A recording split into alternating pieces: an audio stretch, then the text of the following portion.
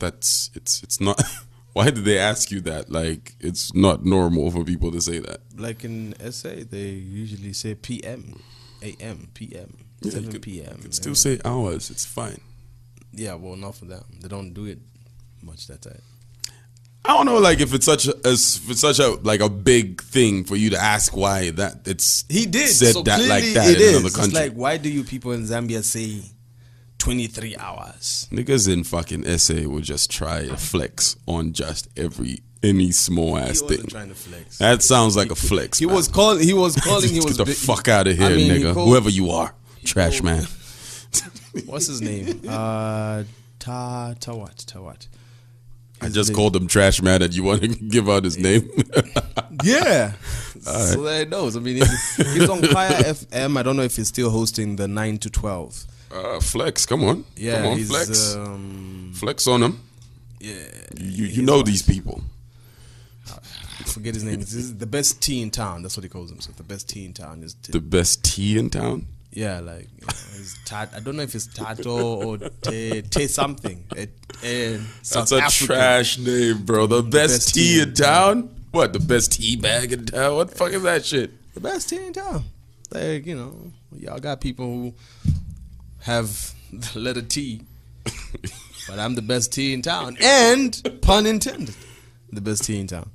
Everybody likes a good cup of tea. Wow. Okay. All right. So you're backing his bullshit. Yep. Such a trash man. Best. I was interviewed on Kaya FM, my nigga. Why were they interviewing you? Like, what's the relevance of Fanatik being on Africa Kaya Freedom FM? Day? They were actually, it was like, oh no, we're going to be speaking to a Zambian radio presenter. About what? Africa Freedom Day? Yeah, about Africa Freedom Day. So what did they ask you? Huh? What did they ask you? Ish, what how do you guys celebrate it over that side? What happens? You know? Like, nigga, what do you think we do? That's kind of trash, man. What you mean that's kind of trash? That's a reach for content, bro. Like, let's call niggas from another country to find out what they do on Africa Freedom Day. Because get the fuck out of here. We drink. Okay, that's what we do. It's the same shit that y'all do over there. It's mostly called Africa Day that side. It's not Africa Freedom Day. It's Africa Day. Yeah, that's just SA trying to be different from the rest of the continent. Why are you trashing SA? I don't know, man. I just got it out like, for these niggas, man. Fuck y'all niggas. SA is a very beautiful place, ass, man. Fucking assholes. It's a beautiful place, man. Ain't nobody said it ain't a beautiful place. I mean, freaking air is different. I tried to tell niggas that and they don't believe me. Like the air is different. No, you're trash for saying that shit. It's and different. People that you're just like one of those. You're one of those people that leaves the country, comes back, and you feel like you're better than everybody. The air is different. Fuck you. I'm not saying that. I'm not saying I'm better than people. I'm saying the air in South Africa is better, my nigga. Okay, tell me why the air is better, bro. I don't know. They ain't got no fucking trees. I don't know. It's a concrete jungle out there. So why do they have better air quality than we do? Spooked. Nigga, I've been at the top of some buildings and the air is pretty fresh. What you talking about? Zambian air. Nigga, you trash Zambia so much. Like, I wonder what the fuck you're doing in this country, bro. But nigga, if you goddamn fucking move. If you took me, swear to God, blindfolded. Yeah. Put me on a plane, 1 hour 45, and you know, I don't know, maybe somehow keep a box of Zambian air around my head. As soon as you remove that shit, take my first breath, I'd be like, I am not in the zone.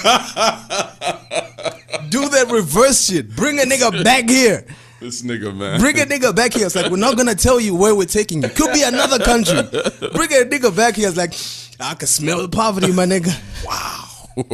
But you know, like these Chinese people, yeah, their air quality is foul over there. So when they come here, like, it's especially pretty in Beijing.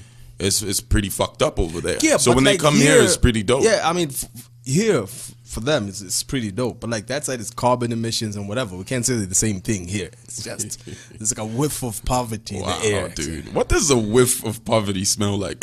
I don't know, bro. It's like, let me know when you walk outside. Nah, because you're the one smelling this shit that nobody else is smelling. It smells like a poverty. God damn it, bro. You're so fucking trash, bro. Like, we just need to get rid of you from this, you know, just get the fuck out of this country. Deport me to South Africa. I dare the Zambian government to to deport me and my whole family to South Africa. Nah, man. I double dare them. Nah, your family stays here. Deport us, all of us. Already talking shit before I actually opened the fucking podcast, There you man. go. Shit. Anyway.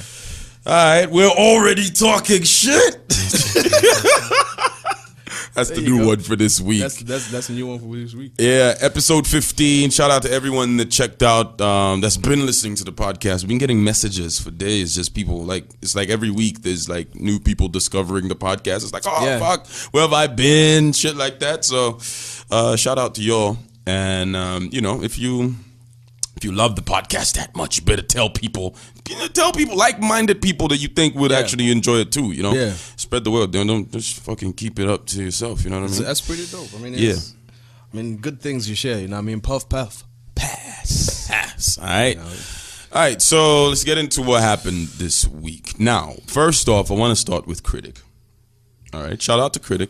He is actually releasing his album, Artistic. I remember before the format of this podcast changed, I did have an interview with him where we talked about the album and a whole bunch of shit.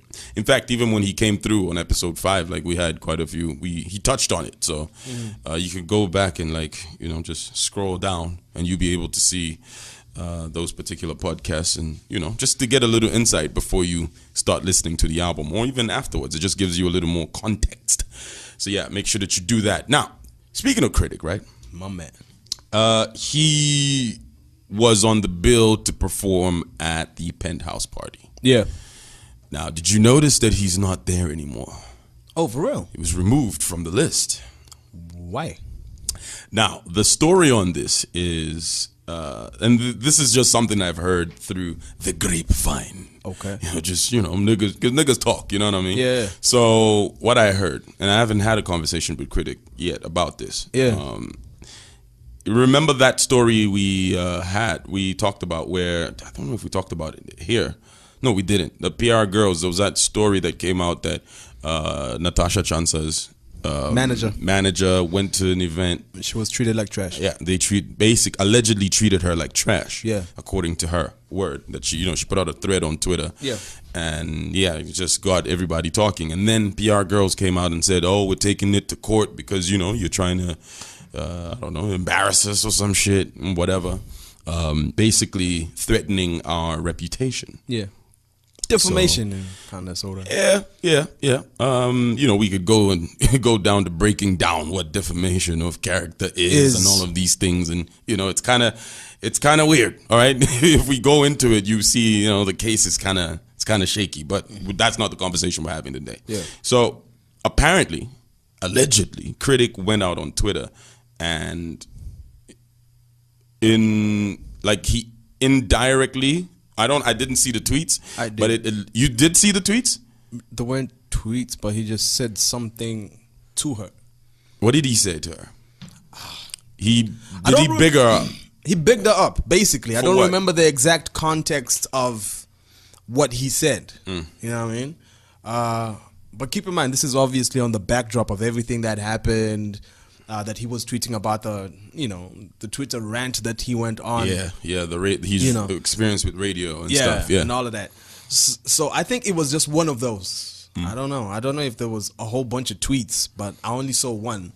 So there was one tweet. What did the tweet say? I don't know because I didn't see what it said exactly, but he basically bigged her up. It's like stand up for your truth, something like that. Not in those exact words. So in those lines, right? In those lines. Yeah. So what ended up happening, apparently, as a direct action, with that, he got dropped from the list of performers.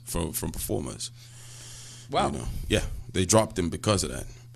That's hella pity. You think so?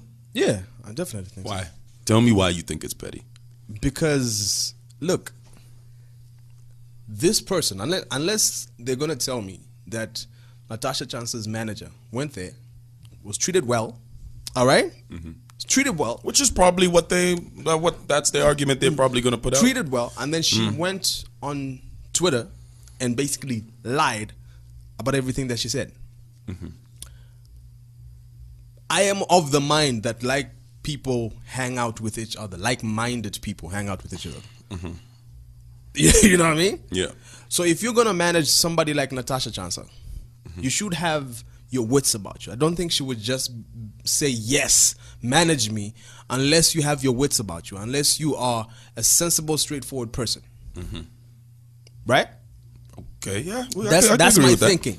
So basically, you're basically saying Natasha Johnson is intelligent, so she would associate herself with somebody who she would is trust of her caliber. career to somebody who is obviously like-minded. Yeah, yeah. You know what I mean?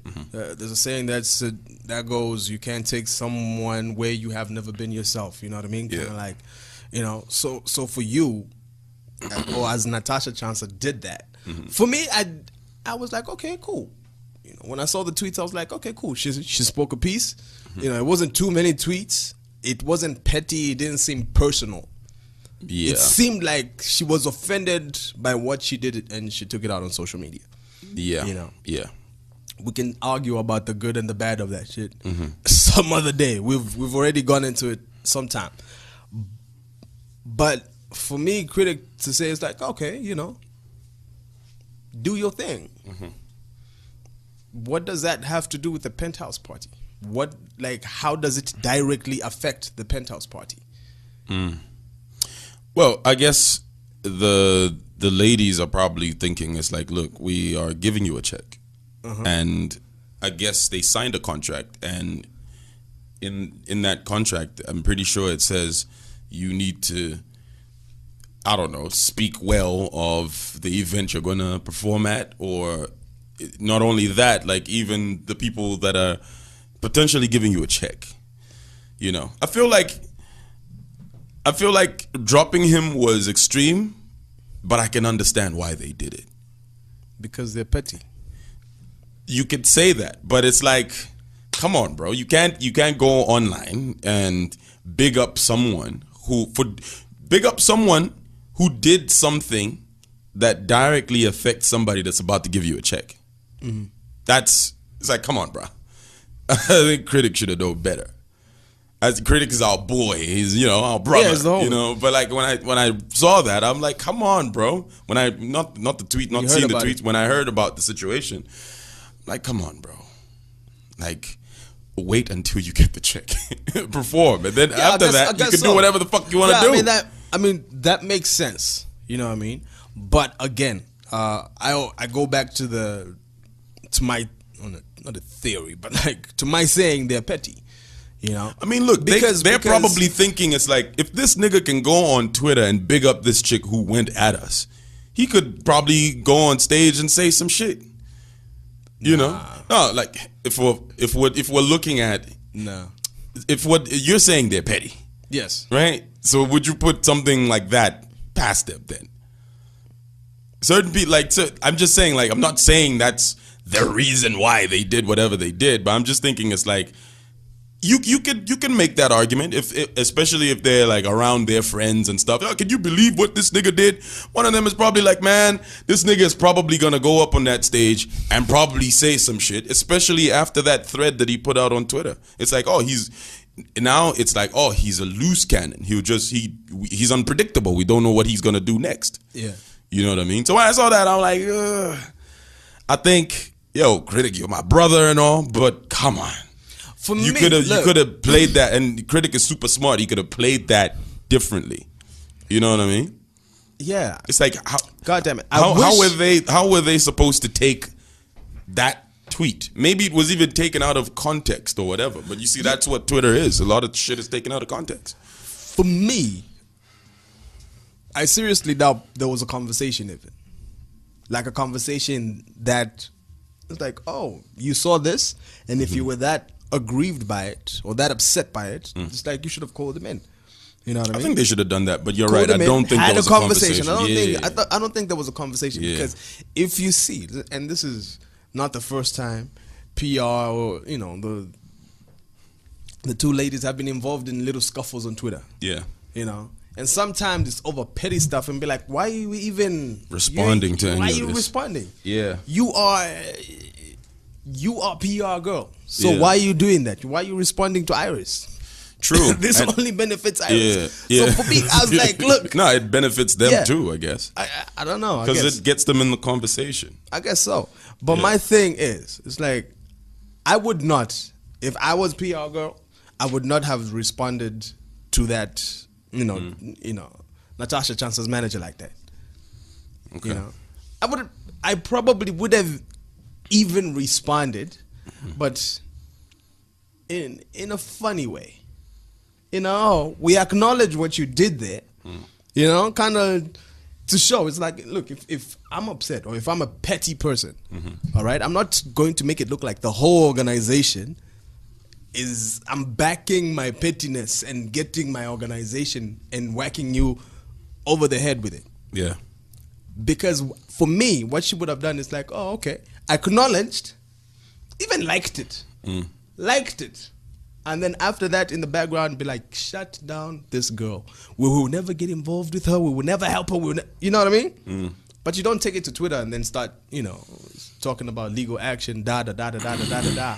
Doesn't help you. For what? See, like, they run a PR company, you know what I mean? So it's like, basically, you deal with human relations. Basically, it's like how that's what it's supposed to be. That's what it is. So it's like you're basically there to, for the most part, protect brands, like to make them shine and all of that. So we've seen that kind of conduct on Twitter, and it's like it's detrimental, but it gets them in the conversation. I remember when the whole Iris thing was going on, and we had them on the show on Rock, and I basically asked, I was seated right next to them, you know. I'm like, so you guys, because they were talking about how, oh, we've built this from the ground up, you know, we've done this and that, this is whatever, we've gone through so much, we tried corporate, but, you know, we've moved away from that, something like that. And then I was like, yo, look, like, this is amazing. You guys have built all of this, and you're telling me that you want to destroy all of that on Twitter? Yeah. And there was a bit of a moment of silence. It's like, oh, shit.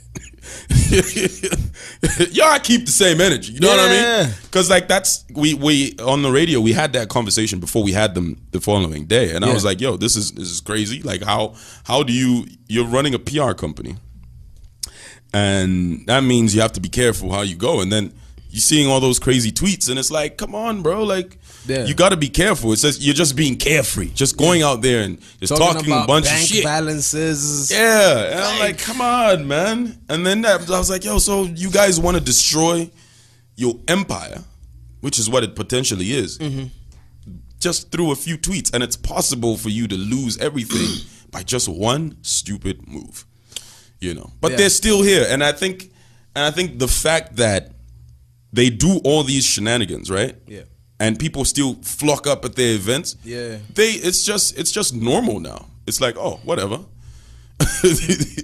Yeah. It's like we will talk shit, we'll say whatever we want to say, and people will show up. The people will still show up at our events. Yeah. So it's like they haven't been hurt by their actions. Like, one thing that somebody said to me was like, yo, look, I can't remember who it was. They were like, yo, if you want to, like, you know, mess with somebody, just mess with their money. And if their money is still good with all these things that happen on social media, then it's like, okay. It just gives us more visibility and whatever. So I guess that's what they're seeing that as. So for me, I'm just like, with the whole Critic situation, Critic is one of the best rappers out here, about to drop his album, really, really happy for him. It's his sophomore album and stuff. Like, I feel like you need to maneuver differently. And now, crazy how the Pent House Party has moved from being Saturday and it's moved to Sunday.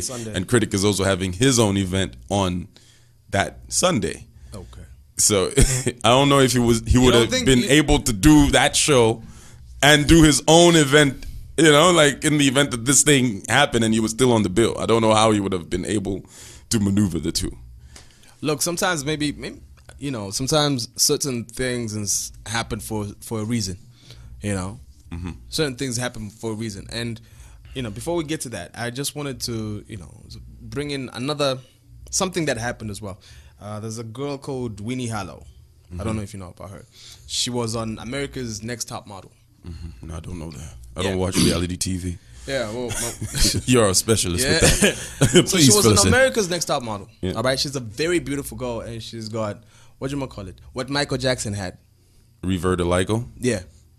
She had that. She has it actually. You know what I mean? So no. That's what Uncle Ruckus had. Vitiligo, whatever it is. Yo, man, I was watching the Boondocks, man. Yeah, forgive me for that. Yeah. So she has that. You know what I mean? So she's got, she's relatively dark in complexion. Yeah. But she's got these patches of. Oh yeah, I know about it. Yeah. You've probably seen her in videos. Yeah, I've seen her. Yeah, she's around. So she said she basically went on to say that America's next top model didn't help her in her career at all because she's big now. Yeah, she's a very beautiful girl, but especially the fact that people saw her in that light and she was still going for modeling and whatever. So obviously she popped, made a lot of noise. She did. I don't think she won the competition. She had a bad attitude or some shit like that. For real? But now she's all over the place. And she goes back and she says America's next top model, where everybody saw her first, for real. Didn't do anything for her and hasn't done a lot for other models as well. Okay.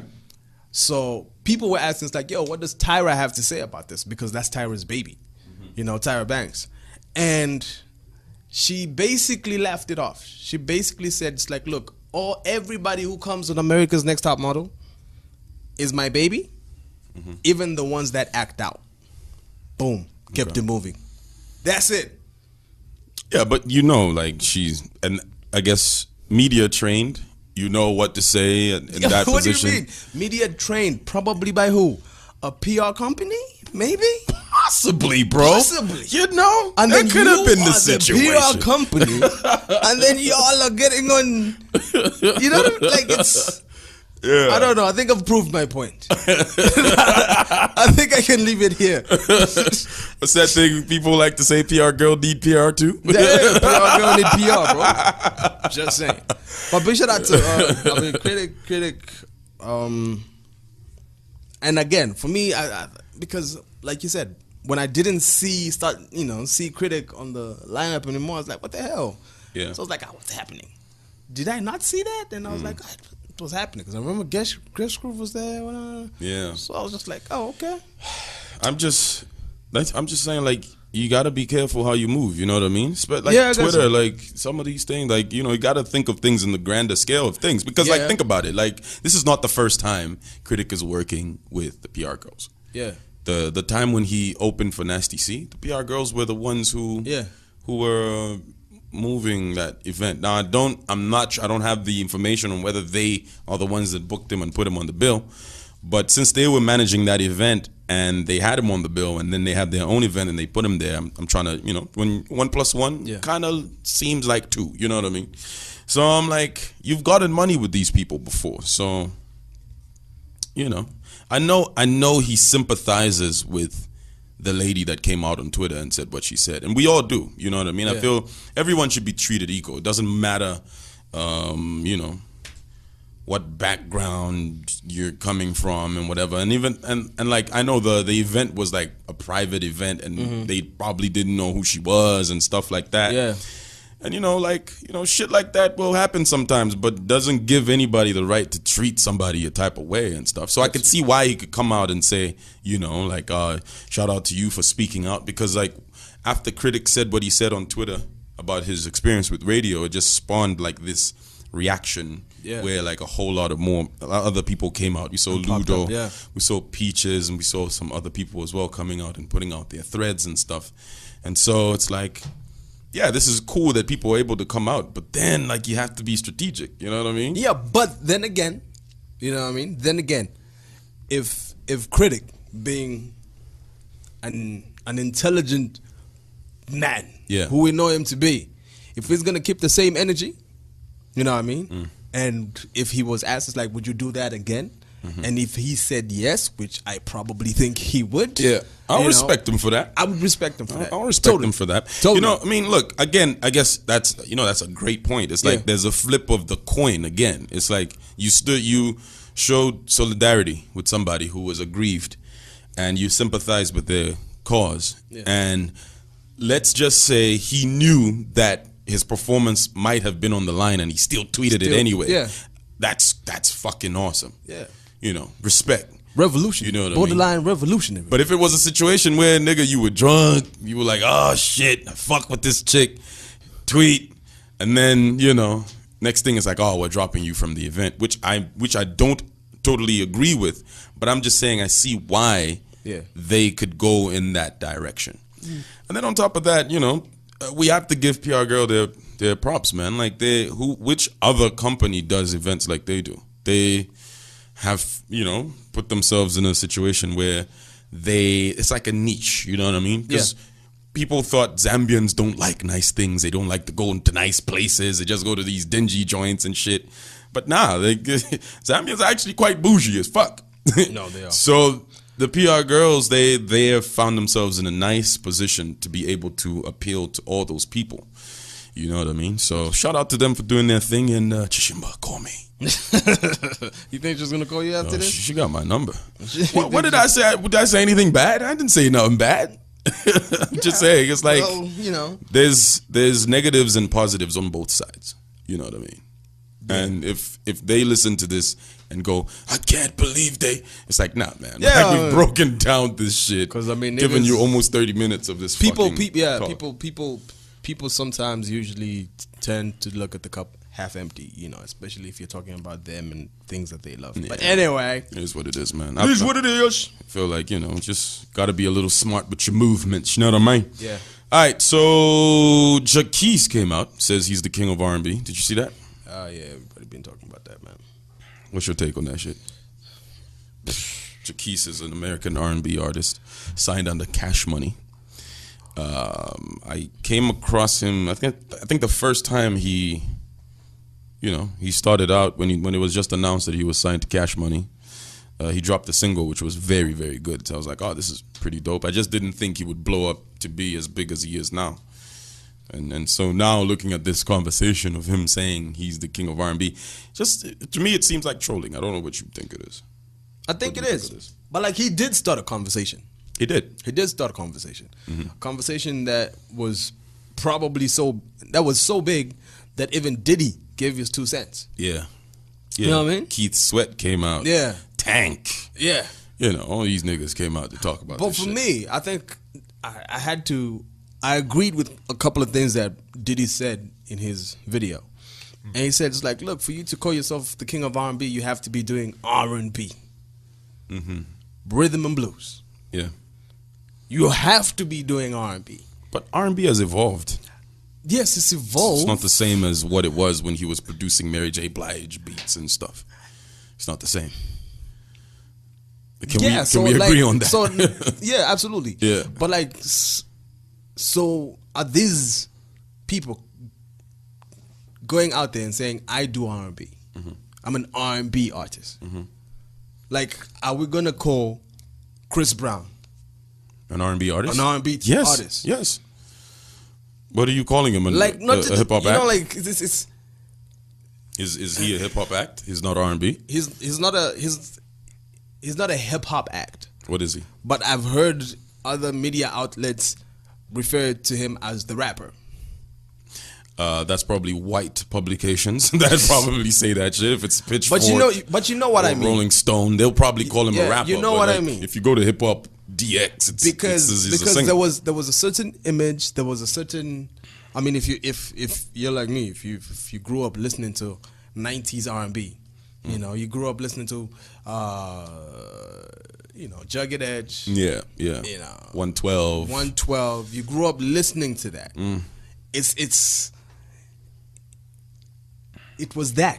That was what R&B was. Nothing more, nothing less. Okay. You know, and then it evolved. It got tougher. It's got a more rugged look now.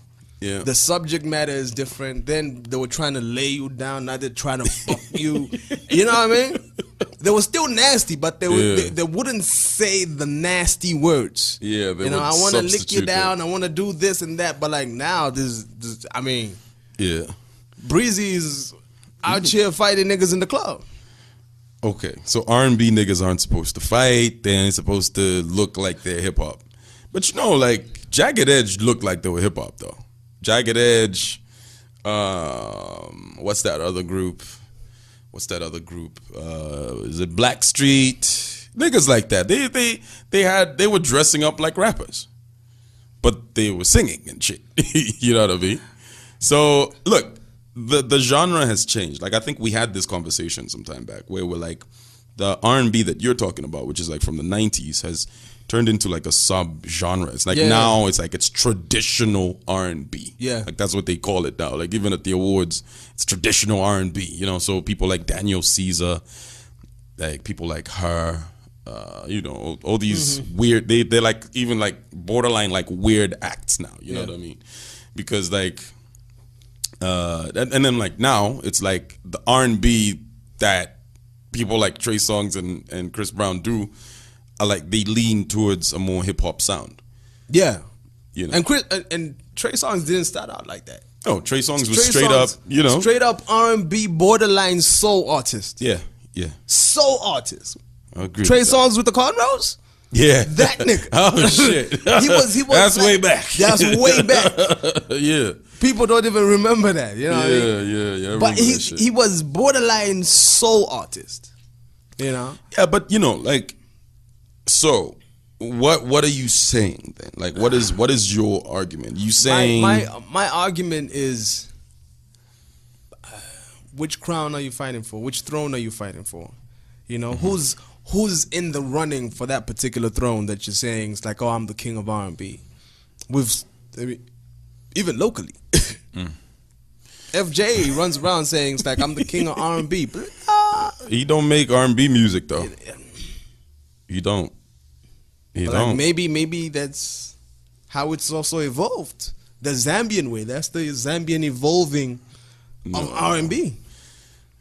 Name one FJ R&B record. Bruh. Official Love. There's that Official Love record. That was an R&B record. Which you know that record, right? Yeah. Why are you going silent, nigga? We're having a conversation here, okay? I'm listening. I'm trying. You ain't allowed to go quiet when we're having this conversation. I'm trying to hear. So yeah, like, so let's not like we'll talk about FJ, right? But like let's talk about what the fuck is a king in a genre of music? Like what makes you a king? Let's start there. Then we can dissect this properly, I feel like. So for you, what would you say a king is in a genre? Then we can talk about whether Slap D is the king of hip hop and shit like that. You know what I mean? Damn, man. It's got a lot to do with a lot of things, though. Like what? You know, I don't have to say too many things. Yeah, I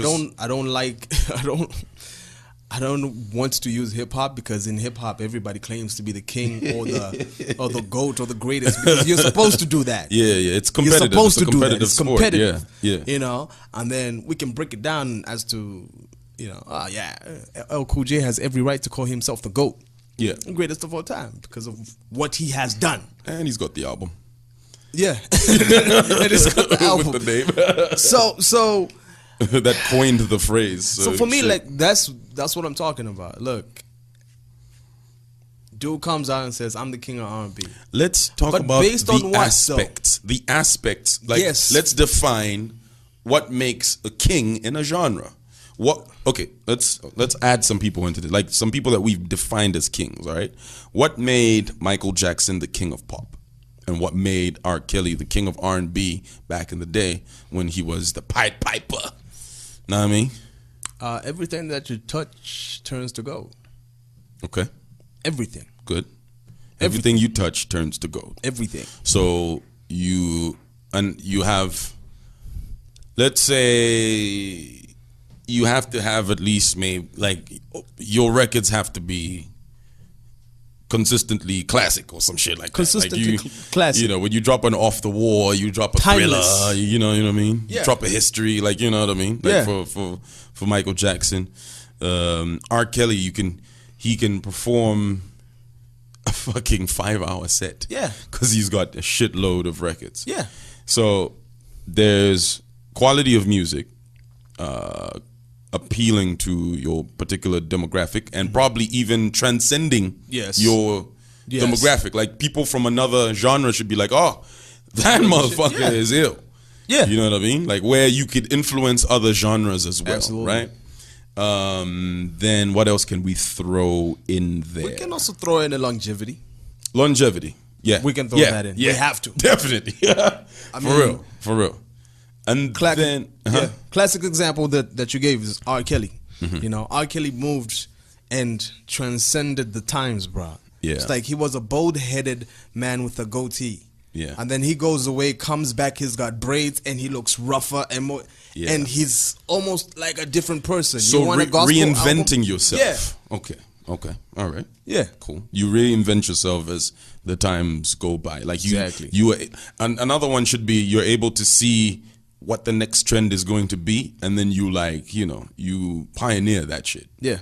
So you're like, before everybody gravitates toward a certain sound, because you have your ear to the ground, you're able to, And then I think you gotta, is writing your own shit supposed to be in there too? Yeah. But Michael Jackson didn't write a lot of his records. I mean, he wrote a significant number though, so you can throw in that. I was talking about this today because I was profiling Michael Jackson. Okay. And what a coincidence. Yeah. The crazy thing is, I've done this before with other artists, current artists especially, or artists who've been around maybe since 10 years ago, middle until now. And every time you get to the point, it's like, oh, the people who wrote this song are the artist himself and probably 4 or 5 other producers. 4 or 5 other producers. It's always 4 or 5 other individuals who wrote that particular song. You know what I mean? And that's great. That's awesome. Yeah. With Michael Jackson, it was written and produced by Michael Jackson, by himself, Quincy Jones. Michael Jackson, Quincy Jones. Yeah. 3 songs. Straight. 3 humongous songs. Just 2 people. Yeah. And they're like, they got this. Yeah. You know what I mean? Right. Yeah. Okay. So that has to be in there. You have to factor it in. You have to factor it in. So great, right? So now we've got like a nice little base here. So now let's throw in names into this pile. Let's start with FJ. Okay.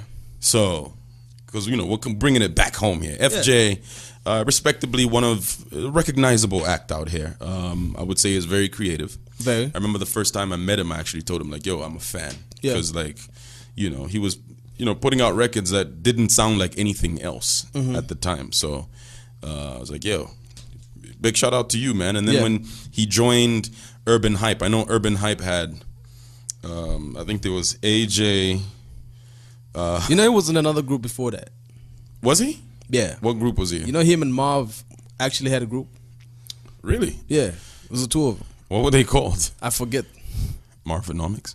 But I forget. I'm just talking. They put out a couple of my you, weird songs. Yeah. That's I put out a couple of my weird songs. But Yeah. they were actually dope together. Because obviously, you know how FJ is a very creative dude. Yeah, he's got the hooks and got the Marv hooks and has the whatever. bars and Yeah. stuff. So that I see how that could have worked. Yeah. So long story short, FJ joins Urban Hype and they blow up bigger than, just basically blow up because like Urban Hype was, I remember they came with their record. We're like, "Yo, we'd like you to play our shit." I remember I was talking to AJ and stuff. I'm like, "Yo, this ain't it, man." I never played the record. So so after a while, when they had their first hit, I think they have 2 or 3 hits, they came through, interviewed them, and they were like, "Yo, you're like one of the people that made us work hard, man, because like when we brought like our earlier shit, you didn't play that shit. We know it sucked." I was like, "Thank you. At least you know. At least you fucking know." So let's throw FJ into this. All right. Can we say that what he touches turns to gold? Yeah, definitely. So what he touches turns to gold because he went to Urban Hype and he literally changed the sound of the group and they became what they are, right? Can we say that he transcends his genre? Does he appeal to a wide group of people? As an individual, not as Urban Hype. Just as an individual, like, can Can you walk up Nah. to people and have a conversation about FJ, and they'll know his shit? You know what I mean? Someone who probably, let me just say, is it possible for somebody who doesn't really listen to Zambian music know that there's an FJ? No. Okay. Because you know there's people like that who just Yeah. like, fuck this shit. Yeah. Right? But then they know that there's a Slap D, even though they don't really listen. You know, there's people like that. All right, so he doesn't tick that box. Catalog. That's another thing. He's got a few great singles. Album, I think he dropped an album. He dropped an album. Was it called King of RnB? I am Or not something. sure. How many albums has he dropped? Is it 2? Don't know. I think it might be 2. I think it might be 2 because there Might was be the 2. one he was launching. Was that this year? Yeah, I think it might have been this year. Jantemba? Yeah. Yeah, and then there was the other one I remember because the other one had a slap record on it. The whatever, Diamond record. Yeah, whatever. I remember that. Yeah. That one. So I So think he's it's got 2. 2 records. So Okay. 2. This new record didn't do too well. No. I feel like the first one made a lot of noise. Yeah, the first one This made more one, noise. the second one was Not San. Yeah. Okay. So, wow. In direct competition with other people that are in the genre with him, like, is he better than everyone else? No. Like, who are the other people before you say no? Who else does R&B in the country? Because I think that's another important In that context, point. I mean, we can Roberto. Does Roberto do R&B music? If FJ says he does R&B, Roberto does R&B. Let's not also remember, because it's like, you know, we remember the Roberto who is on this side. We remember the Roberto after Marula most times, you know. But sometimes we forget. Good woman. We forget good Operator. woman, operator. You know, Yeah. those Okay. he was just singing there. You know, he was just singing. Okay. That's a good point. Yeah. That's a fucking good point. Okay. So is Roberto his direct competition? Yeah, definitely, I think so. And between the two, who could you say ticks more boxes than the other? Roberto. So is Roberto the king of R&B then? I think currently. Gonna piss niggas off. I think currently. Currently, you could say that, right? You could say that. Okay. You know. Yeah. FJ has never had a song as big as Amarula. True. Amarula was not playing. Amarula got niggas the fuck out of here. It's straight. I agree with that. Like, yeah. yo. Yeah. That was a massive record. And the crazy thing is, it's like it wasn't just big. Yeah. But it lasted long. Yeah. It was one of those. It's like, look, aged well. I'm gonna drop this in January. I'll perform this in December, and we'll still rock the crowd. Yeah. He could still perform it now. He can still perform it now. He had Patoranking on the remix of that shit. Boom. And he says that when Patoranking does his sets, he performs Amarula as well. There you go. Which is massive. That's crazy. That's fucking Patoranking. Yeah, bro. So Roberto is the king of R&B. Roberto is the king of R&B. It has been settled. It has been settled. And another thing that you could mention is he has evolved. Yeah. The Roberto we used to listen to way back is not the Roberto we listen to now. Not at all. He doesn't sound the same. He's changed his style. Even his look. He's got different hair now. Yeah. Okay. I think we might have uncovered this shit. Yeah. I mean, the first time he came out, we're like, yo, who this nigga talking about? Oh, I'm Ozzy's brothers. Like, you don't even look like Ozzy. I know, right? We wanted him to do Fraud. something You similar. fraud. Yeah, something similar to Ozzy. You're not even. It's like you out here talking about you a singer. I mean, I have to keep in mind that at some point Ozzy was also very big. Oh gosh. You know? No lie. No fucking lie. Like Ozzy was playing in Uganda, Yeah. Kenya, like East Africa was really fucking with Ozzy. I just don't know what went down. I guess, you know, for you to sustain a wave, it's like very Yeah. I feel like getting a hit record isn't that difficult. It's like keeping that wave going. Like, because when you drop that big record, everyone's looking at you for the next one, and when the next one isn't as big. I mean, guys, let's not forget, Take My Heart. Oh Ozzy. gosh, Potential. My gosh, that album, Chimtengo Chamango album, that shit is hard.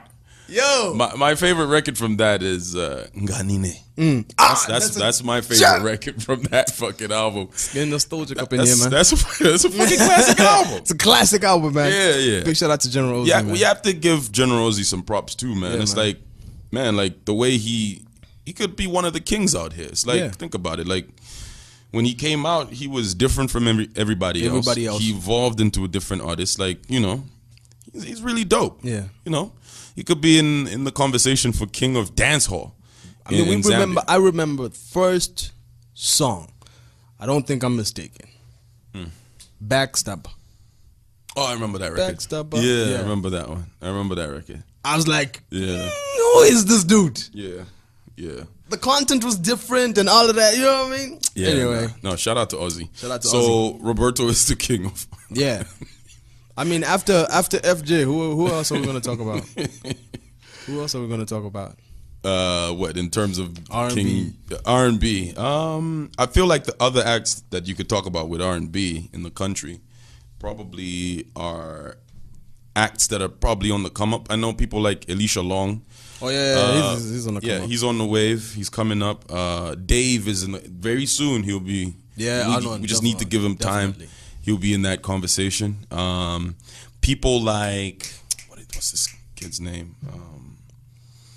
He Blake. was. It's Blake. There's the other dude. What's his name?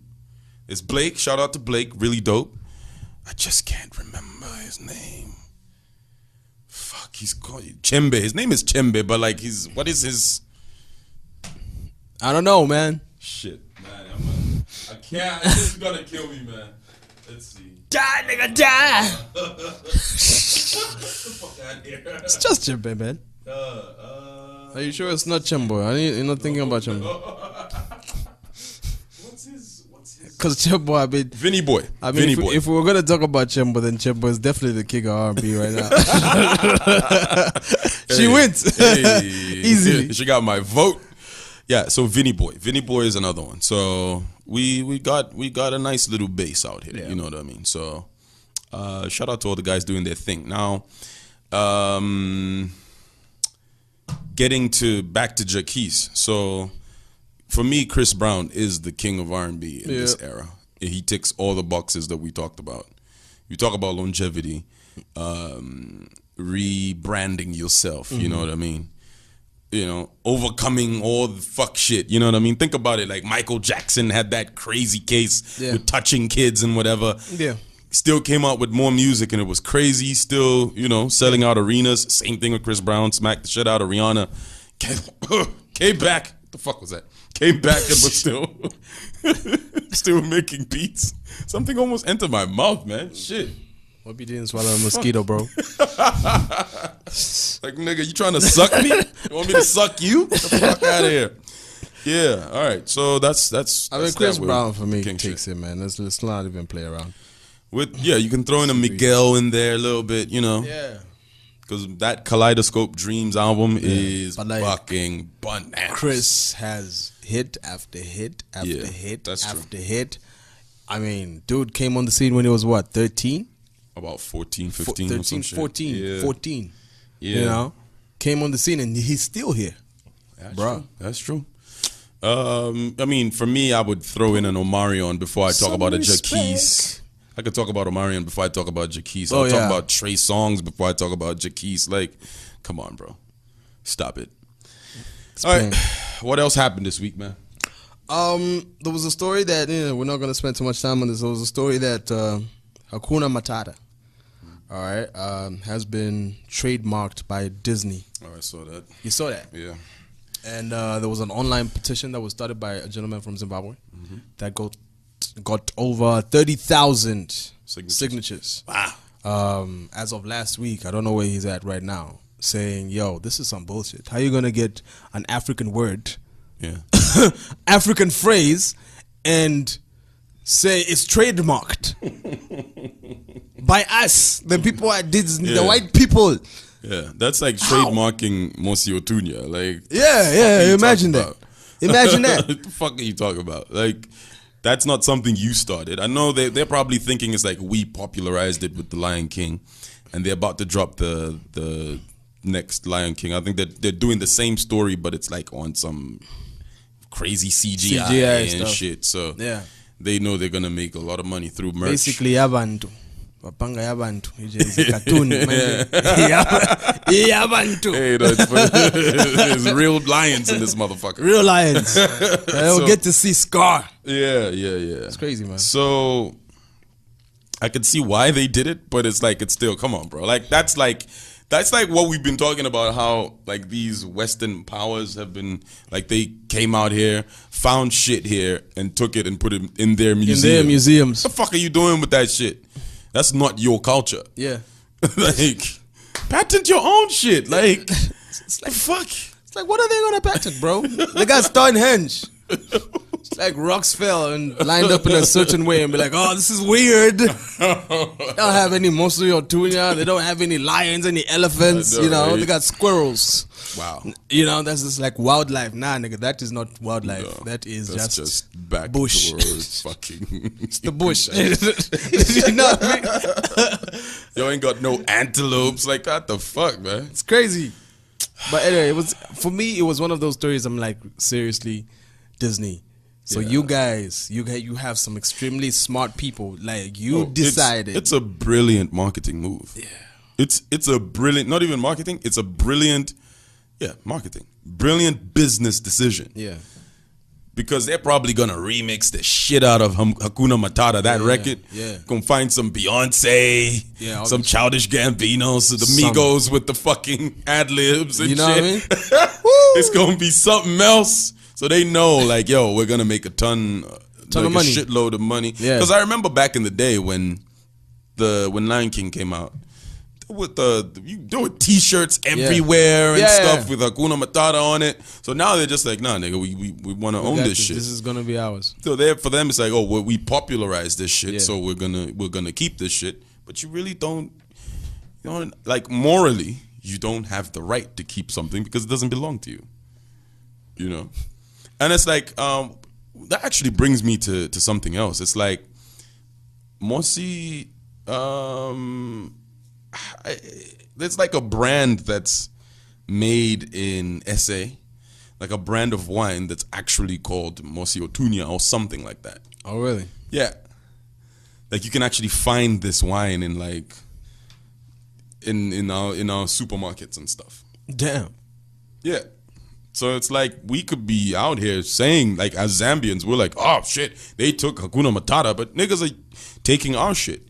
In fact, there's like these travel agencies that like book clients, and say, yo, we'll take you to the Victoria Falls and shit, and they book everything for them, like fucking charge them like some crazy amounts. Oh yeah, I've heard about all that. Of that shit. Yeah. It's South like, African, South African companies that do that. Yeah, and it's like we're like giving like the money, like that should not be allowed. You can't do that here. Yeah, So I mean, think about it. They give you a package for you to go to Zambia in South Africa. Like, what the fuck? How? Yeah.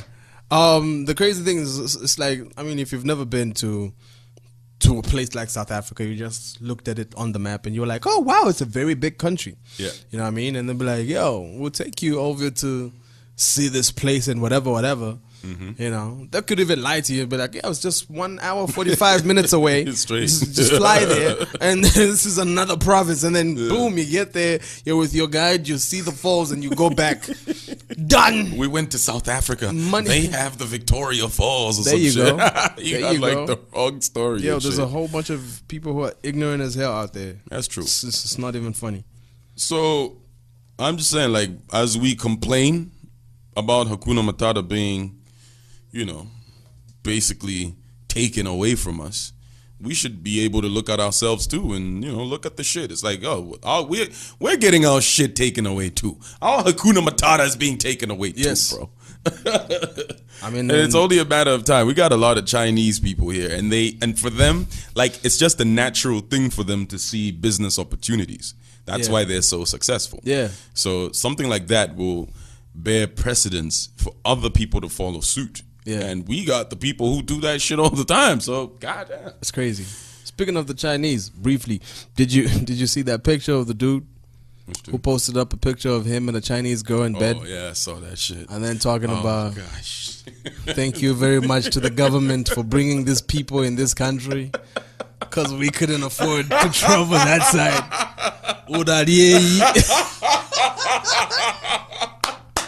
That motherfucker made my day, man. It's a kopala own, man.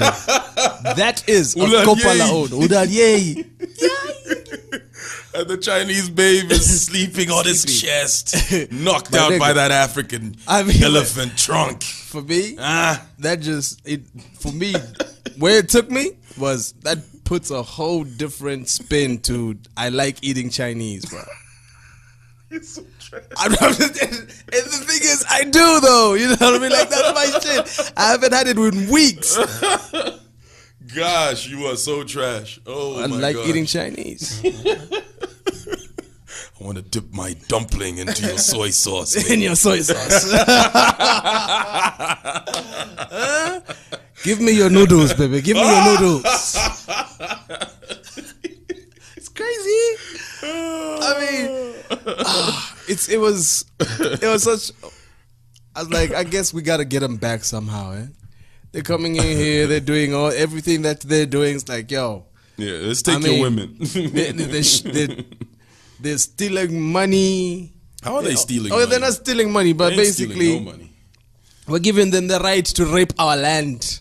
You know what I mean? Yeah. So might as well get them back, man. Get their girls. I'm still never gonna forget that shit that you did in the club, by the way. But what? Remember that shit?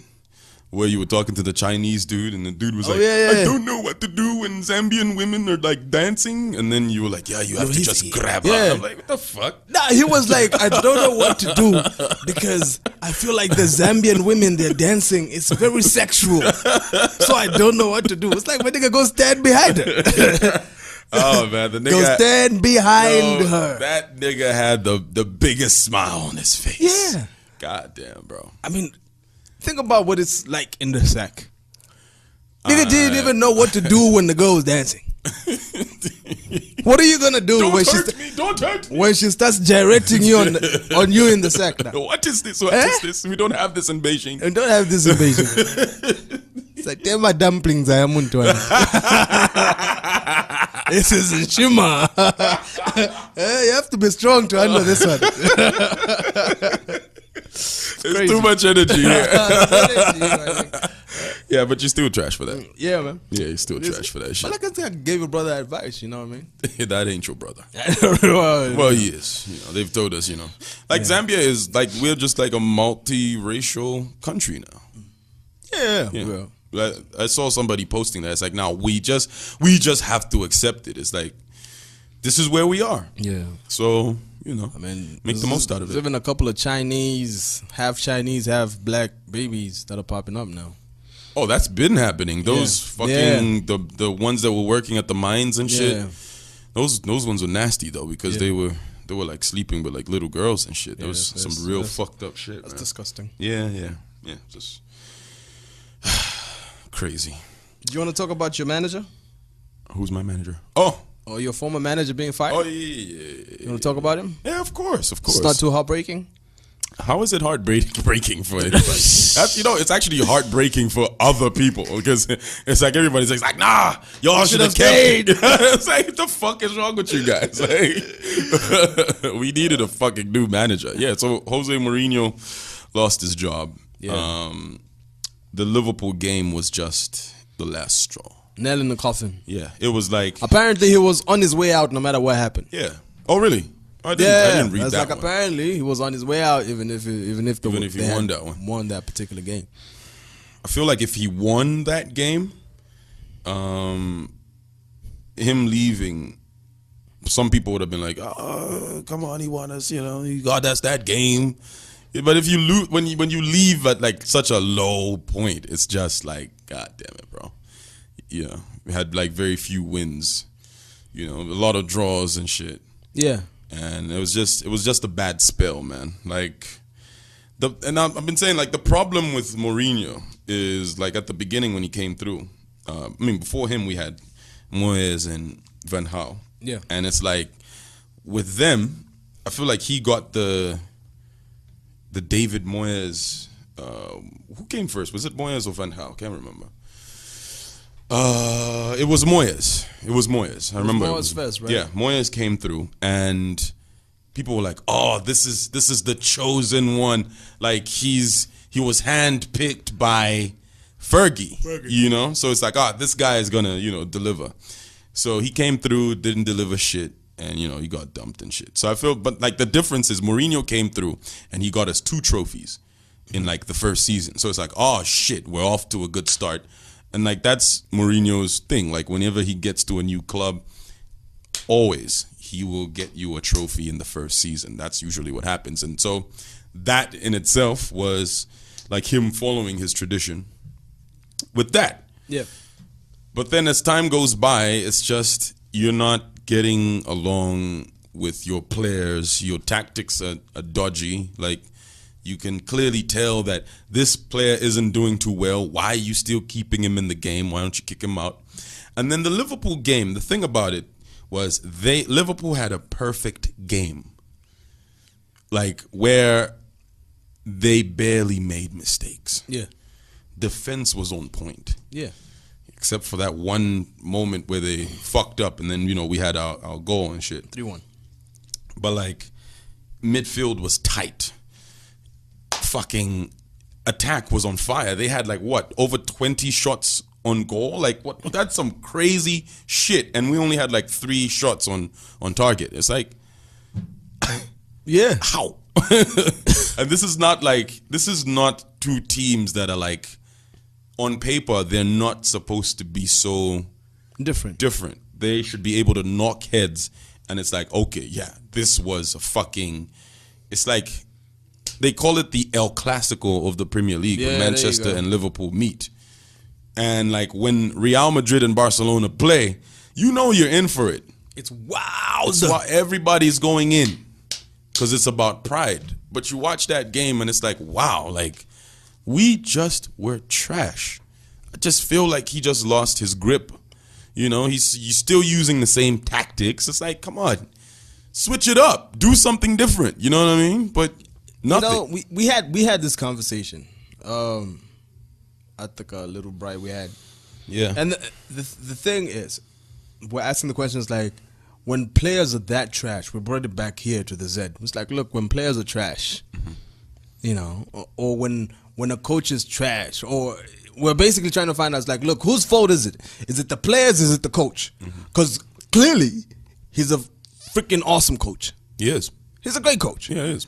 But did he get there and some of the players didn't like him, or didn't like what he was doing, so they're like, we're not gonna do that shit.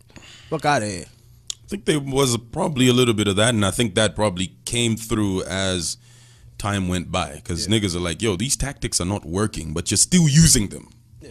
It's like, we've used these tactics before, they haven't worked. And what is the definition of insanity? Doing the same thing and hoping for a different result. It's like, come on, bro. Like, switch it up, you know? It's like, why are you benching Pogba? It's like, I know you got personal issues, but come on. Yeah. You got personal issues with this person, but you know they're a key player. Like, why are you putting them on the bench? For me, it also came down to, when we started talking about Zambia and whatever, and I said, it's like, look, we should just admit that our team is trash. I don't know if our team is trash. Right about now. It's like, because, look, majority of the players that are on the team won the Africa Cup. Most of them are still in that squad. But we won that by the skin of our teeth, bro. We had divine intervention. No, bullshit. Yeah, you guys still the other players who died in Gabon playing for us. We did. Yo, stop it, bro. Let's have. You know what happened? You know what happened? That was probably the spirits were on the pitch. Get the fuck out of here with that. It's probably God is like, yo, Jesus, look, I'm about to do a magic trick. It's like, look, how many cards am I holding up? And it's like, oh, turn around. It's like, oh, look, Zambia won the Africa Cup. Like, oh, Dad, that's a good one, Dad. That's a good one. I'm telling you. You know we've been told we're going to hell, right? For that conversation we had on episode, what, 13? Jesus and God have a sense of humor, bro. They have a sense of humor. You see, the thing is, it's like... we say coaches and all of this. I mean, you know, we heard that comment about this, like, oh no, Zambian players, football players are malnourished. No, did you hear that? I did not see that. Like, no, the coach is actually the one who said that. It's like the problem with y'all is y'all players. Yeah, Sven like said that. Yes. Wow. It's like y'all are malnourished. Is he allowed to say something like that? He probably just looked at the diet that the niggas are having, bro. So he didn't mean it in like a negative. No. It's like, yo, you Africans. So those videos I saw of y'all like with a big bowl of rice and flies everywhere and a big fucking stomach. Also, that shit was real. This is like one of the funniest things I've ever heard. It was funny. It was racist. It was a lot of things. There was a sitcom that used to come on TV called Becca. You love racist. Yeah. Please. I don't know if you remember sitcom called Becca. Sarcastic doctor. Extremely sarcastic. The most sarcastic doctor I've ever seen. I think it was a little bit more sarcastic than House even. For real? For real. Worse than House? Yes. God damn. Dude said because House is an asshole. He went into a store and then he was like, what is this? And then he goes like, Ethiopian coffee. I was like, Ethiopian coffee? It's like, yeah, because there's nothing more than what Ethiopians like to have with their 3 grains of rice.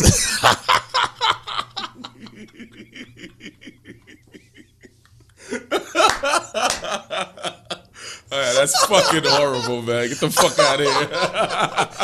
Oh, bro.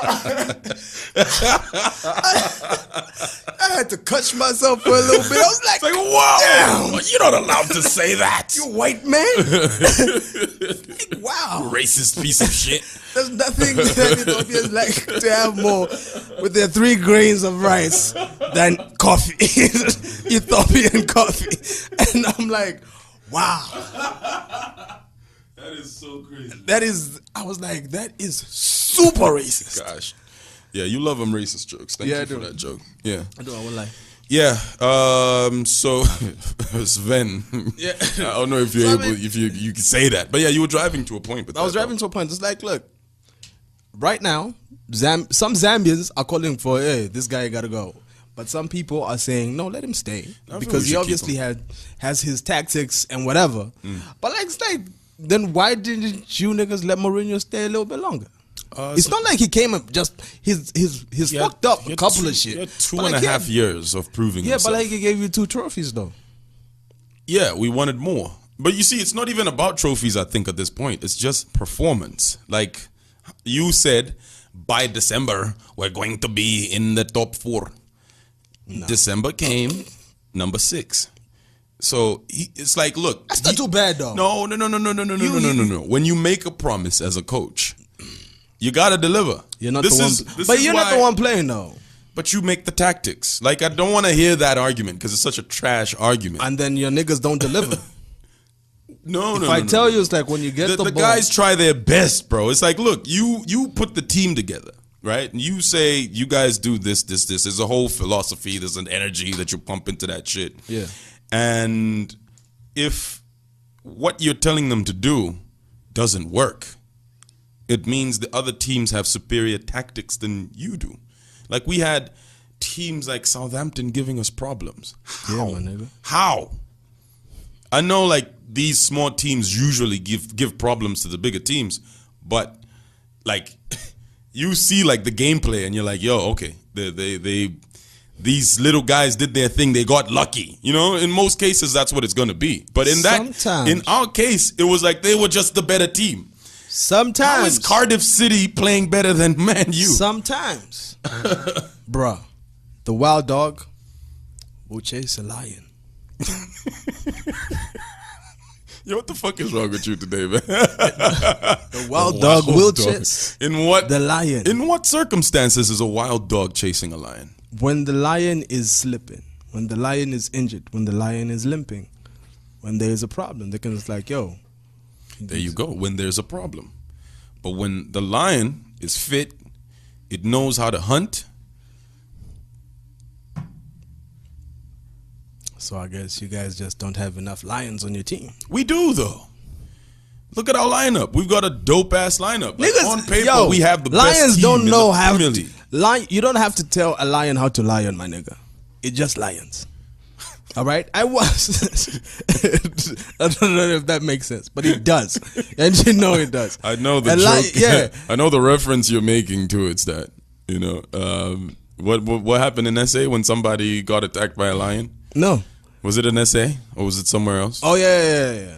It's like people are surprised because the lion. The lion. Yeah, but like that was just off the cuff. They didn't even take it there. But like, thank you. But the other thing I was so about gave you too much props, man. Yeah. Fuck out So here. the other thing I was about to say is, you remember there's a movie called Don't say Shaolin Soccer, bro. The one with the Trojan horse and whatever. Which one? Took the Trojan horse. Troy. The name of the movie was Troy. Yeah.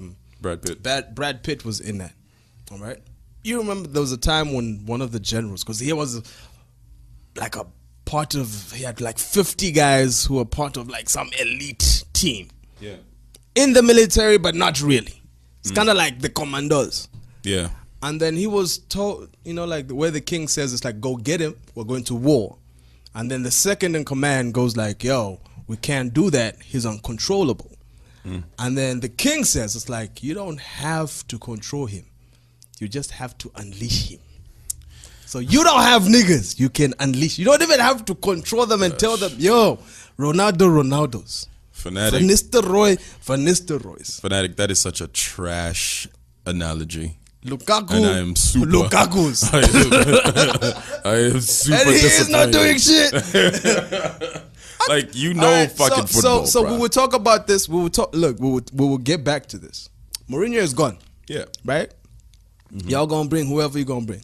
You're trying to pull Zidane out your ass. Everybody's crying about Zidane. You know what I mean? So we'll see. We want Mauricio Pochettino. I thought about Zidane. It would be a great one, but he's a little old school. Zidane is old school? He's a little old school with his tactics. Like, I know he did a good job at Real, but that season was a bit shaky. It wasn't their best season. They did win, but it wasn't as flawless, or it wasn't, when you compare them that season to like the previous ones, it wasn't as great. So he might be a bit of a problem. I don't know. I think he would do all right, but I think the tactics are a bit weird. For me, like, I think he still needs a lot more experience. True. For me, we need Mauricio Pochettino, manager of Tottenham, to come through, because like what we're lacking is the old culture, man, where it's like, yo, when we get on the pitch, we're fucking attacking. And Mourinho's thing was, no, let's absorb the pressure, and then hit them when they don't expect it. And that shit didn't work. Okay. He kept on trying the same thing. I know it's worked at different places, but we get it. Didn't go down. We get it. We've talked enough about trash. Can't talk about trash all day, man. See, nigga, Arsenal fans, man, y'all need to get the fuck out of here. It's like, just because y'all are winning a little bit now, y'all think you can have a conversation with kings. Okay. Yeah. When was the last time y'all won a Premier League? Is this your king? You don't even remember. Is this your king? Is this your king? I'm making Black Panther references here, I see. So, anyway. Miles Sampa, what the hell? The mayor of the city of Lusaka. Sampa Claus. Sampa Claus. I didn't think you'd actually say that shit. Yo. Somebody in the WhatsApp group was like, yo, that's Sampa Claus. That's Sampa Claus. Like, yo. Sampa Claus. I'm like, guys. So the mayor of the city of Lusaka wore what was supposed to be a Santa suit. A Santa suit with brown shoes. You gotta know Santa wears black shoes, and they're no. You gotta know, but like he's Miles Sampa, so you know he doesn't need to know the obvious. All right, get out of here with your rubbish. Miles Sampa doesn't need to know the obvious. And he got toffee sweets, bro. Yeah, The cheapest toffee sweets out there, bro. And what, he was going around giving them to people? toffee sweets. Oh gosh, bro. What is up with him, man? I don't understand why. Like, for him, it's like, I'm going out there and doing good deeds. He needs PR. PR girl. He needs PR. Y'all need to link up with the body. They link up and just make a bomb now. Oh gosh. You know what I mean? Yeah, I don't think that would be a great match because they're both like, heated with their stuff. Yeah, because they be like, because he be on some, it's like, yo, I'm gonna go get my gun. Yeah, go get like, the gun. Get your gun. Go show him. We've been doing Twitter wars. Actually, go get the strap for real this time.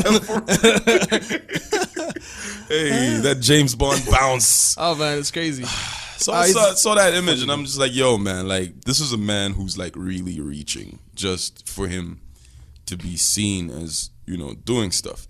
He didn't have to wear the suit. That Santa Claus suit. Yeah. He could have hired somebody, and I think isn't that what you're supposed to do? Hire somebody to play the role, and then you're there, and then the kids are going meet Santa Claus. I am the mayor in my nice 3-piece suit. I am standing here. Yeah, yeah, straight up. That's what you do. But Sampa Claus. He goes and. I wanted to say something offensive, but it's okay. He's still the man. Say it, nigga. Still the man. Still the man. Still the man. Still the man. We'll see him, doing all of this shenanigans. No, he's going too far, bro. That's that's a reach. Keep Zambia, Lusaka. Not even Zambia, Lusaka. Keep that in mind. 2021. Yeah, please keep that in mind. I remember having a conversation about what are the craziest things that happened this year. And one of the things that came up was, remember that thing that Kuni did on Twitter? Kuni is, one of the singers out here in Zambia. What did he do? There was that conversation about Burger Boss. Oh yeah, no, I actually don't follow Kuni. I do. I need to find him and maybe follow him. Vigilante Kuni. Yeah. Sometimes I feel like, I'm at that point where I'll be like, do I really need to follow him? You don't want to be...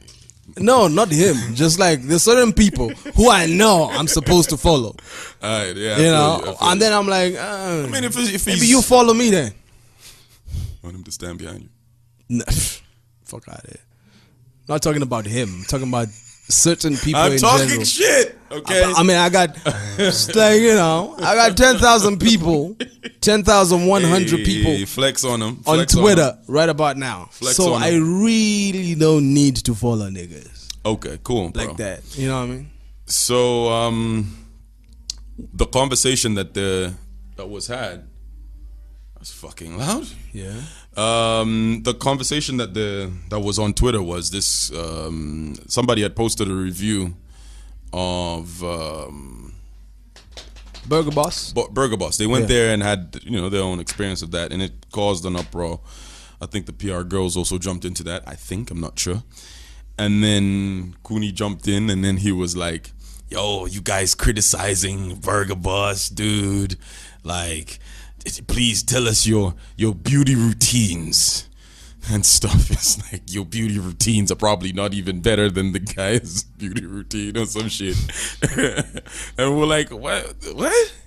And now the joke is like, yo, so because we ain't got no great beauty routines, we can't write reviews about shit, whatever, some crazy shit like that. It was like, look, for me, that is sort of like what Miles Sampa is doing. It's like it's not warranted. You know what I mean? Yeah. It's like you don't need to do this. To do that. It's you fine. know what I mean? It's Like, okay. for me, those Kuni tweets are like, this is like the embodiment of that. It's like that's one of like the biggest reaches of 2018. Yeah. Where it's like, bruh, like I think you were going somewhere with this, but you probably missed the point somewhere. Yeah. You know what I mean? You tried to drive a point, but you executed it poorly. Yeah. You know what I mean? And it's like, come on, Miles.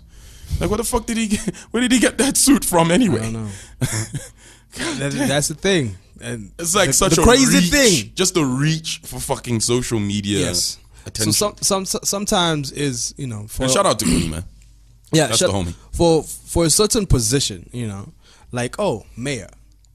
You would think that they would have somebody who is efficient, who is professional, who has probably been in that particular office a while to advise this man. It's like, oh, here, this is what we do. Me, I've been here so and so. This is what we do. You do it like this, you do this, you do that. You know, you don't do certain things and all of that. You'd think there's somebody who guides him, and you know he's supposed to heed that advice. Does he even look the president? like he'd be Even able the to take it, president. though? Even the president says he can't just get up and say whatever or do whatever.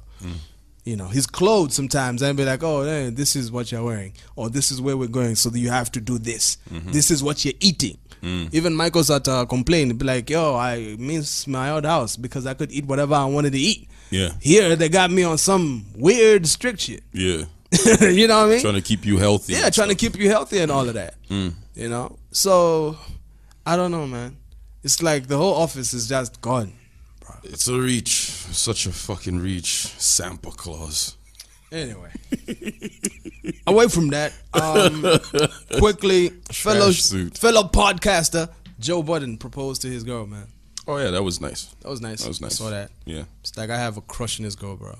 Been having a crush on this girl for a minute. Yeah, she cute. Yeah. She cute. I cute. can see why. Since Santana is beautiful. Yeah. And then the mind-boggling things, like I once tweeted this, I was like, yo, I don't see how two beautiful. There's another girl who actually dated, I don't know why she did that. What's his name? Bow Wow. They were actually engaged at some point. Erica Mena. Oh, yeah. And Erica Mena and Sin Santana were in a relationship at some point. Oh, they were dating? Yeah, they were dating, bro. Oh. They were dating. Oh, that's It's like, I'm like, yo, I'd like to be in the middle of that situation. bro. Like, just have me over for the night, baby. I was like, it's like, yo. I'll cook in my underwear, okay? I'd be like, yo, damn. You saw that stuff happening. I'd be like, yo, system breakdown, can't compute all of this beautifulness Eesh. and mingling with each other. Yeah, Bruh. Nah, man. I was like, That's too much of a cute couple right there. I know, right? That's crazy. Like, yo can't be this fine and be hanging around. You know? Yeah. Tell your friend to go find herself some girl with a bowed head walking around here like she a man. You know what I mean? I always ask this. It's like for women, it's like if, like, you know, women who are like lesbian and stuff, like if they're in a relationship like those two. Yeah. When one of them cheats with a guy, like, is it a problem? It's a problem. It's a big problem. How? It's cheating. It's not competition, though. It's not about the insertion of the penis or whatever. But it is. It's about the intimacy. It's about the sex. Oh, gosh. But if they say, oh, we're just fucking, I just needed to get My nigga, a nut. you have said, right? You have said that if your girlfriend, Yeah. hypothetically speaking, gave a nigga head, it's over. He doesn't even have to insert. Yeah. But if she does it to a woman, You kind of different. I'll be like, oh, wait a minute. So let's talk about this. Like, how did y'all do this? Like, Show me. Did you insert your tongue in her vagina? I don't know. I mean, probably. Chromes would be like, show me. I'm so upset right now. Let's go to the bedroom. The both of you. Let's go. Show me what you did. Okay? Simulate that shit. Now let's do it together. I don't know, man. I don't know. You got me in a very difficult position right now. Nah, man, you'd be mad. Nah, I wouldn't be mad. But she'd be creeping, if she cheated with a woman, she's still creeping though. If she's cheating, she's lying. If she's cheating with a woman, else. Yeah. If she's cheating with a woman, I think I would actually be kind of disappointed. It's like, yo, you could have told me, and we could have made this official. We could have made it a 3-way situation. Come on now. That's the thing. It's like in her mind, I don't think she would be thinking of it like that.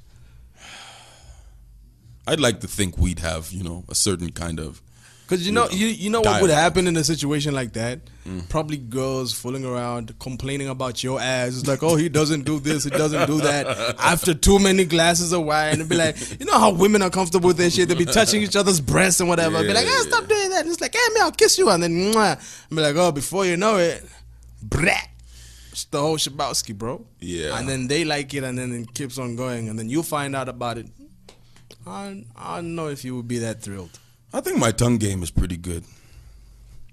Oh, really? Yeah. I think I'm pretty ill with it. Okay. Yeah. So it's good to know. It's a lot of information. You know. I mean, I'm just saying. It's like with unwarranted information. If she goes and cheats with if she cheats with a woman and she goes down, I'll be like, oh, so how did you do it? Okay. You'd be like, what? You also go and cheat with a woman? You cheated with a woman? I'm cheating with a woman. Tit for tat, now we're even. I don't know if I could call it cheating though. I'd probably laugh at that shit. Oh, I've been cheating with Mutinta or something. I'm like, oh really? Show me a picture first of all. I want to see what she looked like. You know what I mean? Yeah. I don't know, man. So you wouldn't be mad. You would be mad. Yeah. If a woman cheated on you with a woman. Yeah, I would be. Definitely. Because I get the same way you'd be pissed if she cheated with a man. Yeah, because it's about the bottom line. The bottom line is you're not telling me the truth. You're lying. You're doing all of these things. It's not the actual act. It's the deceit. It's the action of. Yo, Fanatik is full of shit, bro. Nigga, I know you'd be like, what? Let's giving you his true opinion. I feel like you'd probably be mad.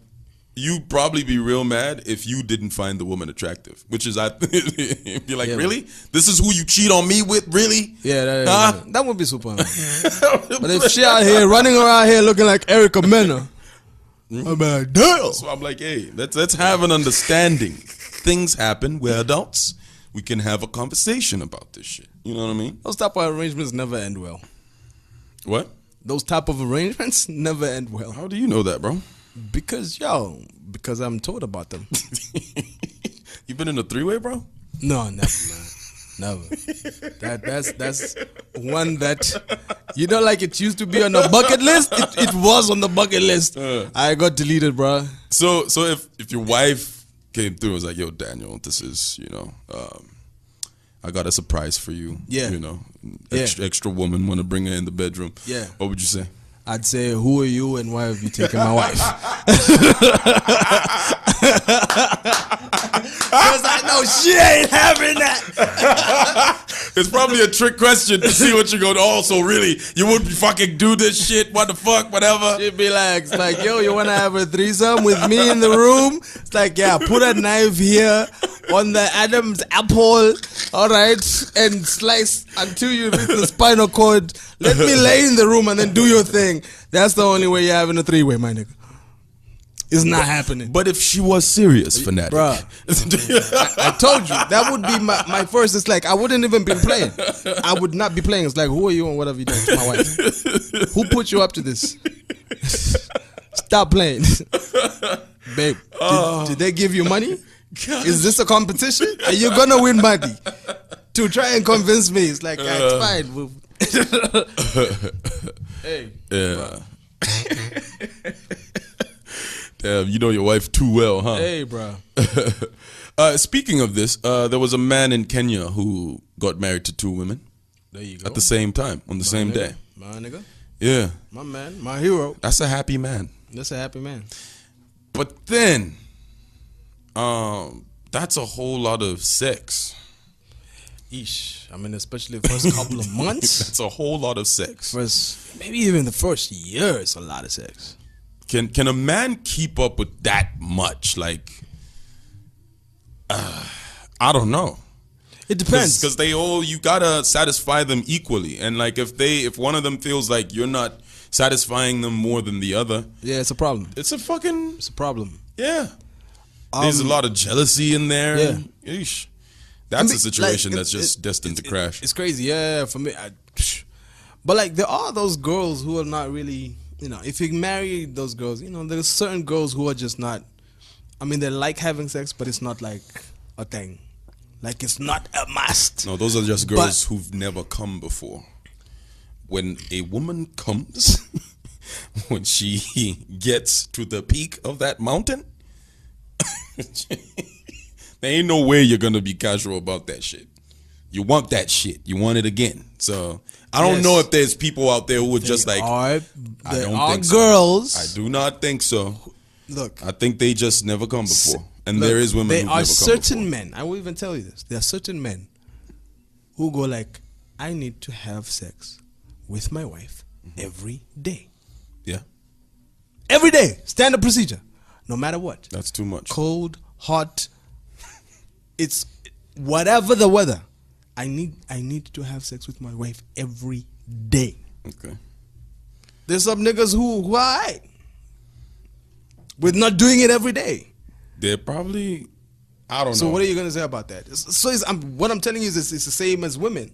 There are some women who just want to go and go and go and go. Yeah, but like with that, I feel like it's like, yeah, sometimes you just don't want it, but it doesn't make it, it doesn't generalize it to be like you generally are just not a sexual, you're just not that sexually active. There are people who are not that sexually active. There are people who don't. Why? Especially women. Why? For me, it has to be because they got shit to do. No, they got the babies to look after. They got all of it. They got shit. Women got stuff to do. It's a deeper conversation. I think women who are not really into sex, it's either what I mentioned, which is they've never come before, or they probably got abused as a kid. So like that is like a weird situation for them. But then that can turn out to be two things. It could either make them overly sexual or just it makes them suppress their sexuality. And that's not only for women, that's also for guys as well. Because that trauma can live with you for the rest of your life if you don't deal with it. Yeah, not for real. Yeah. So I don't think some people are just born and they're just like, yo. It's like, yo, we humans are sexual beings. Have you ever heard the term sex is overrated? Yeah, I have. By certain people. By a lot of people. And I think I could actually be one of those people. I could actually say that. A little bit. So even if you say sex is overrated, you still want to have do you still want to have it every day? No.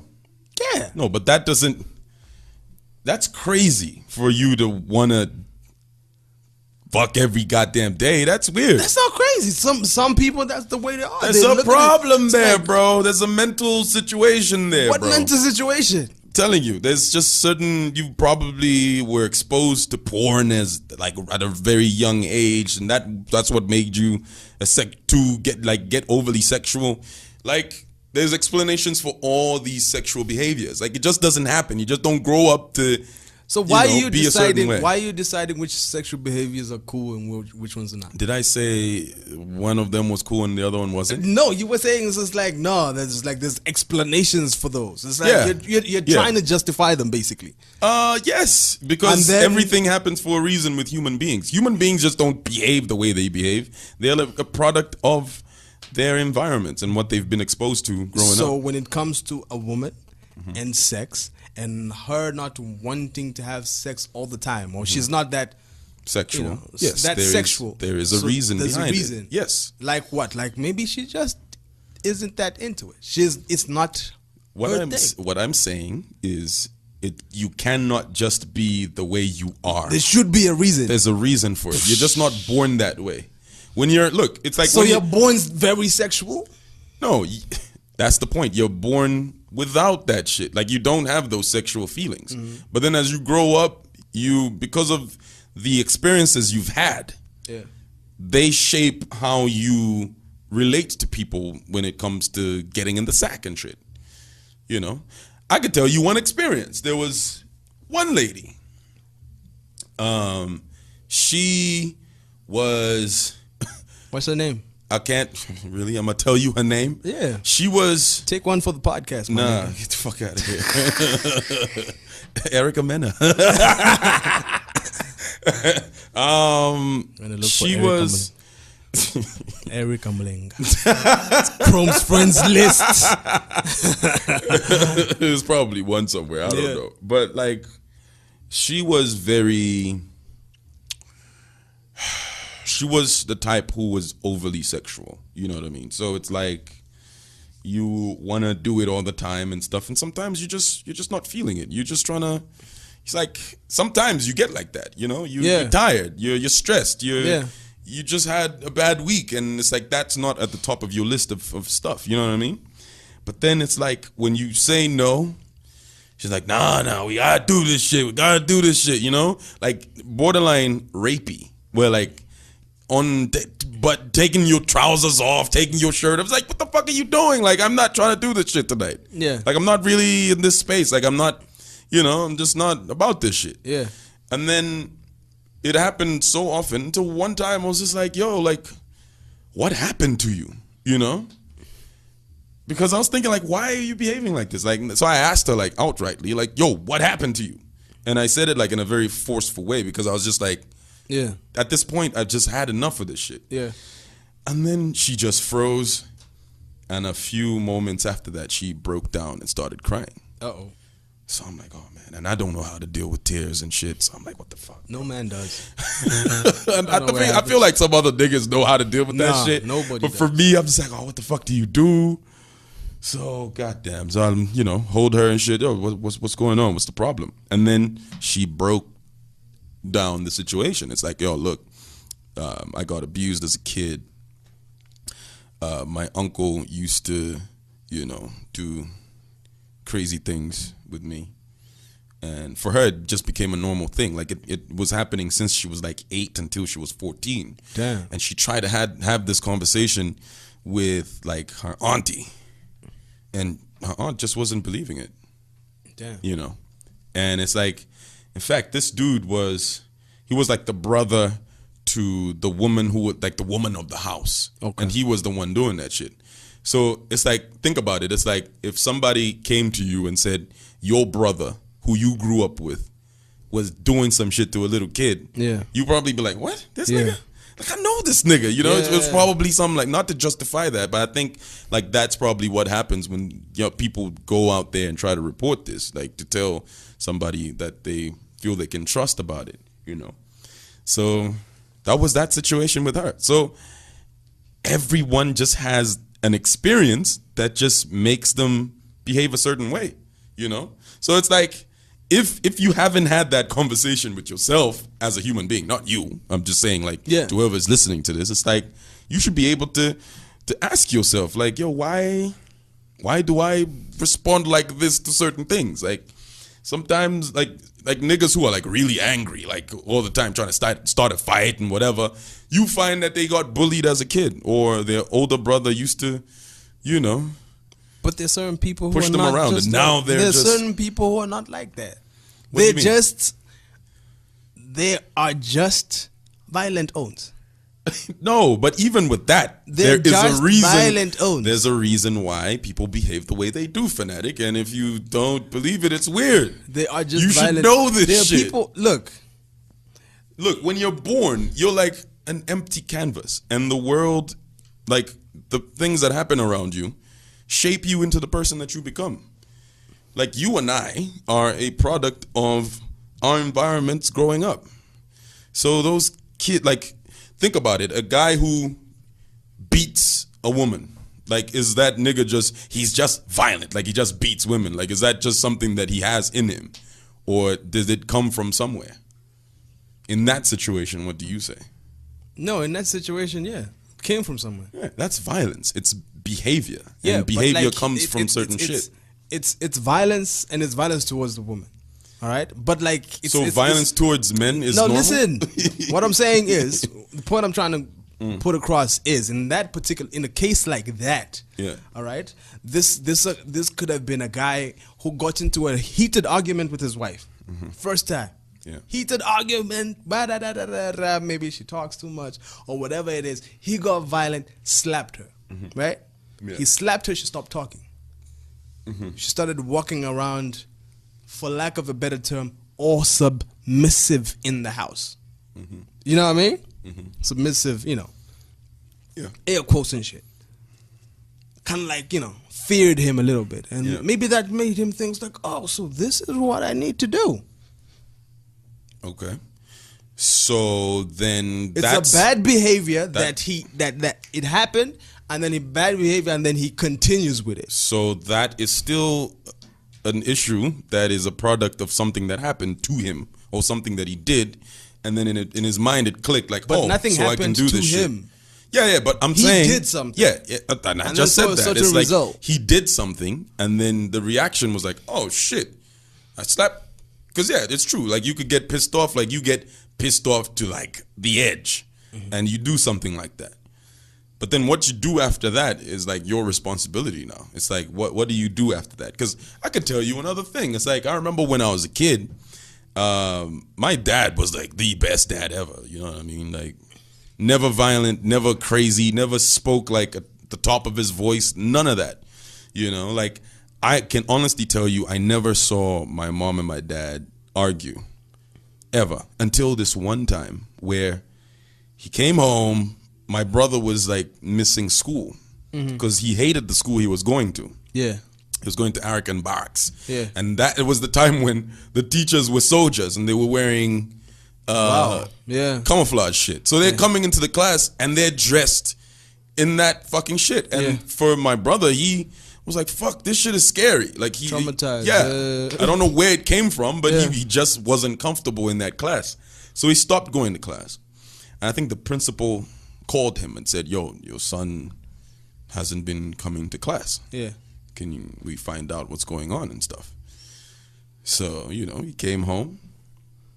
As an old school parent, he kicked his ass. You know what I mean? Yeah. So while he's kicking his ass, my mom's telling him like, yo, there's a reason why this nigga isn't going to school. He was more free to tell my mom about it. Oh, yeah. So he told her like, yo, I'm scared of fucking teachers. Like, I love school, but I don't like going there because the teachers are soldiers. Yeah.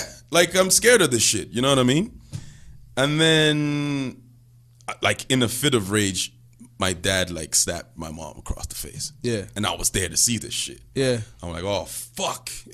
What the fuck just happened? And like in that moment, like he like froze, like, oh shit. What the fuck? You know what I mean? So after that, maybe like 20 minutes after that, he called everybody into like the living room and he apologized, bro. Yeah. He was like, yo, like what happened over there? Like, not acceptable. You know, you're not allowed to do this, blah, blah, blah. Like basically broke it down, you know what I mean? Yeah. And like that's why like he was like my idol, man. I'm like, fuck. Like how many men out there are able to do something like that? None. Like where, like in front of your kids, like, cause some men are probably like, yo, I don't owe these fuckers any fucking explanation. I'm the man of the house. Yeah. But he humbled himself and he came through and he like, was like, yo, I was wrong for doing what I did. Yeah. I didn't mean to do it. I've never done it before. It's never gonna happen again. There you go. Basically, like, yo, I promise you, I'm never gonna do that again. Yeah. But I'm gonna beat your asses when you fuck up. There you go. We're like, oh, we thought there was no more whoopings in this house. We just talked to you. We tried to understand you. So after that, they had the conversation. It's like, oh no, this is why he's not going to school. They changed the school. He started, and he never missed a day of school. There you go. So, yeah, there's cases like that where it's like you could do something in a fit of rage, right? But like what you do after that, that is your responsibility. You could learn from that situation, or you could just become an asshole. Yes.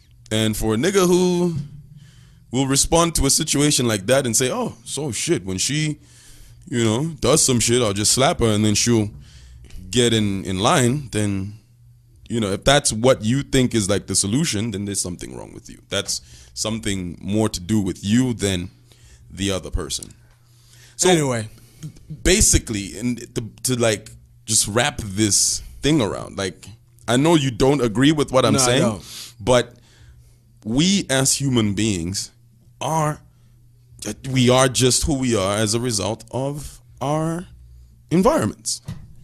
The way we behave, it's because, some kids are like timid. They don't talk too much because they're scared. And like that fear just doesn't come from nowhere. It comes from somewhere. You know what I mean? Yeah, but like, look, what I'm saying is like, okay, maybe let me break it down to different personalities. Mm-hmm. Right? Yeah. Different personalities. I've said this before. You know that I will be sitting here having a crazy conversation with a certain type of person. I don't know. Sometimes my mind just, if I am not filling the space I'm in, I am quiet. Mm-hmm. You know, somebody else could walk past and we have like a bomb ass conversation. You know, so it's almost like, am I an introvert? Am I not an introvert? You know, I mean, I have a couple of beers and I'm good with everybody, but still, like I still feel like that comes from somewhere, though. Personality. Yeah, and your personality we can't be all the same. We can't. And sometimes it's not even about an experience. It's just I have no problems with awkward silences. You know what I mean? Okay. There are people who panic. My wife panics. It's like, look, it's like, I don't know what else to say to her. I don't know. I don't want to invite her to my house because we're going to be here for 2 hours. What are we going to talk about?